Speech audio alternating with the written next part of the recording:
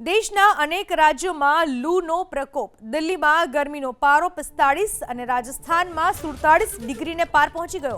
ઉત્તર ભારતના રાજ્યોમાં હીટવેવના કારણે જનજીવન પ્રભાવિત થયું। કેટલાય જિલ્લાઓમાં આકરી ગરમીનું એલર્ટ જાહેર કરવામાં આવ્યું।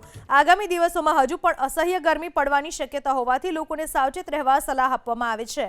હવામાન વિભાગે ઉત્તર અને મધ્ય ભારતમાં તીવ્ર હીટવેવની આગાહી કરી છે, જે અંતર્ગત મધ્યપ્રદેશના 31 જિલ્લાઓમાં હીટવેવનું એલર્ટ જાહેર કરાયું। દિલ્હીમાં તાપમાનનો પારો 45 ડિગ્રીને પાર પહોંચી ગયો, જ્યારે રાજસ્થાનમાં અમુક સ્થળોએ તો તાપમાન 47 ડિગ્રી નોંધાયું।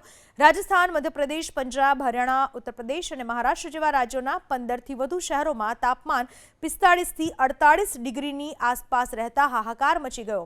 ઉત્તર પ્રદેશના બાંદામાં 48 ડિગ્રી અને પંજાબના ભટિંડામાં 47 ડિગ્રી તાપમાન નોંધાયું।